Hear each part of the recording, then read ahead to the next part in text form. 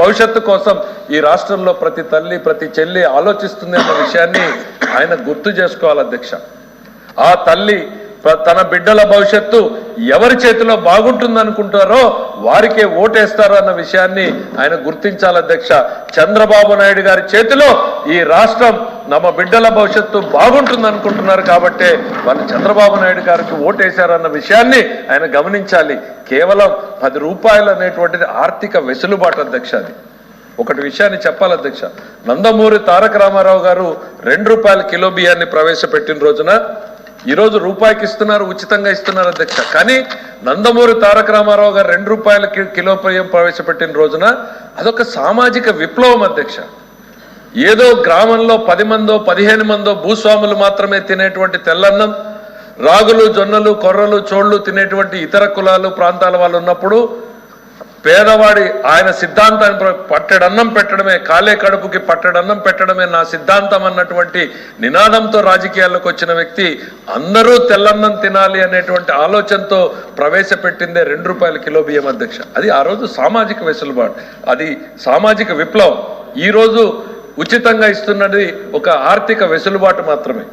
జగన్మోహన్ రెడ్డి గారు చేసినటువంటి పథకాలు ఏవైనా కొన్నో రెండో ఉంటే కూడా అవి ఆర్థిక వెసులుబాట్లే తప్ప సామాజిక పరివర్తనకు కానీ సమాజం అభివృద్ధికి కానీ కుటుంబ అభివృద్ధికి కానీ పనికొచ్చేటువంటి విషయాలు కాదు అధ్యక్ష.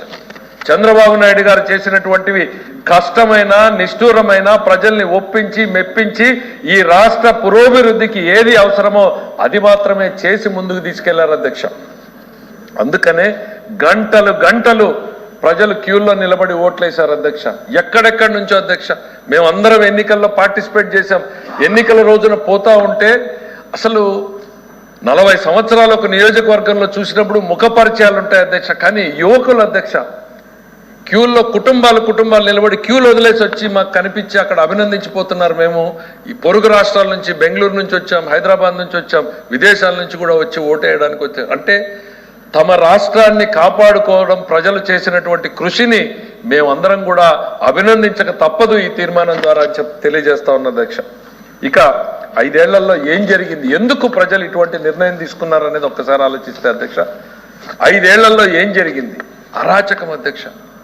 ప్రభుత్వం మొదలు పెట్టినటువంటి మొదటి రోజునే ప్రజావేదిక కూల్చడం ద్వారా ఇక్కడ మొదలు పెడితే ఒక్కొక్కరి మీద ఎన్ని రకాల ఒత్తిళ్లను గురి చేయొచ్చో అన్ని రకాల ఒత్తిళ్లు. మా అచ్చెన్నాయుడు గారి మీద హాస్పిటల్లో సర్జరీ చేసుకుని ఇంటికి చేరితే 700 కిలోమీటర్లు 350 కిలోమీటర్లు ఆయన ట్రావెల్ చేయించారు అధ్యక్ష. 3 సార్లు ఆయన బట్టలు మార్చుకుని రక్తపు మరకలతో వచ్చాడు అధ్యక్ష. ఏమైనా ఘోరమైన నేరం చేశాడు అధ్యక్ష. వారం రోజుల తర్వాత విచారణకు పిలవలేరా? ఇక్కడే ఉన్నారు అధ్యక్ష. ఈరోజు మంత్రిగా ఉన్నారు అధ్యక్ష. ఆయన జీవితకాలం నుంచి మైనింగ్లో ఉంటే ఆయన చేసే మైనింగ్ 10 కోట్లు అయితే ఆయన మీద 100 కోట్ల పెనాల్టీ అని చెప్పి 300 కోట్ల పెనాల్టీ అని. అంటే ఏంటి అధ్యక్ష ఇది? ఇవాళ సుప్రీంకోర్టు, ఆయన హైకోర్టుకి వెళ్ళారు అధ్యక్ష. హైకోర్టు ఆశ్చర్యపోయింది. ఇట్లాంటి ఉత్తర్వులు కూడా అధికారులు ఇస్తున్నారా అనేటువంటి మాటను మాట్లాడేటువంటి పరిస్థితి అధ్యక్ష. నోరు తెరిస్తే ఇక లక్ష్మణరావు గారు నిన్న స్పీచ్లో చెప్పారు, ఏంటి ఉద్యమాలు మాట పక్కన పెట్టండి, కలిసి డిమాండ్స్ అడిగే పరిస్థితి లేదు అని. రాష్ట్రంలో ఎక్కడన్నా ప్రజాస్వామ్య గొంతు అనేటువంటిది వినిపించేటువంటి అవకాశం కనిపించింది అధ్యక్ష? ఈ రాష్ట్రంలో కమ్యూనిస్టులు పుట్టారు, నక్సలైట్లు పుట్టారు, పోరాటాలు జరిగాయి. రాష్ట్రం కోసం, విభజన కోసం, సమైక్యత కోసం అనేక రకాల ఉద్యమాలు జరిగిన ఈ గడ్డలో తమ కోసం, తమ బిడ్డల భవిష్యత్తు కోసం కూడా మాట్లాడుకునేటువంటి అవకాశం లేనటువంటి ప్రజాస్వామ్యం ఎట్లా ప్రజాస్వామ్యం అవుతుంది అధ్యక్ష? అట్లాంటి అరాచక ప్రభుత్వానికి తిరుగుబాటుగానే ఈ గెలుపు అనేటువంటిది కూడా ఈ గుర్తు చేస్తున్న అధ్యక్ష. పెద్దలు చెప్పారు అధ్యక్ష, ఆవు చేలో మేస్తే దూడ గట్టు మీద మేస్తుందా అనేటువంటిది. ముఖ్యమంత్రి గారు ఎప్పుడైతే ఈ అరాచకాన్ని ప్రోత్సహించారు, ఈ తిట్ల దండకాన్ని ఎప్పుడైతే ప్రోత్సహించారో, క్షేత్రస్థాయిలో ఉన్నటువంటి ఎమ్మెల్యేలు ఎవరైతే ఉన్నారో తమ స్వతంత్ర రాజ్యాలుగా డిక్లేర్ చేసుకుని వాళ్ళు కూడా పెత్తందారి, ప్రజల మీద పెత్తందారి పోకడలు కూడా మొదలు పెట్టారు అధ్యక్ష. పోలీస్ స్టేషన్లో FIR కట్టాలంటే ఎమ్మెల్యే గారి అనుమతి కానీ ఎమ్మెల్యే గారి ఆర్డర్ కావాల్సిన అధ్యక్ష. ఇది ఎట్లా ప్రజాస్వామ్యం? ఏ నేర స్మృతి దీనికి పర్మిషన్ ఇస్తుంది? ఏ నేర స్మృతిలో ఇవి ఉన్నాయనేటువంటిది అర్థం చేస్తున్నాం అధ్యక్ష. ఇక బాధుడు అధ్యక్ష, ఇక ట్యాక్సులు, చెత్త పేరుతో పన్ను, అసలు ఎంత ఎగ్జార్బిటెంట్ అంటే అధ్యక్ష, పెట్రోల్ డీజిల్ తీసుకోండి, పక్క రాష్ట్రంతో ఈ రాష్ట్రం పోనీ నిజం ప్రజలకి పన్నులు అనేటువంటివి ప్రభుత్వాన్ని నడపడానికి అవసరం అధ్యక్ష.